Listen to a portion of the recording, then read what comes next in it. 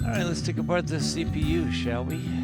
Right here, I don't really have the right screwdriver, so I'm just cutting a slice into the screw so that I can fit a regular flathead screwdriver in there. And then, of course, I broke the little cutter, so we'll just replace that.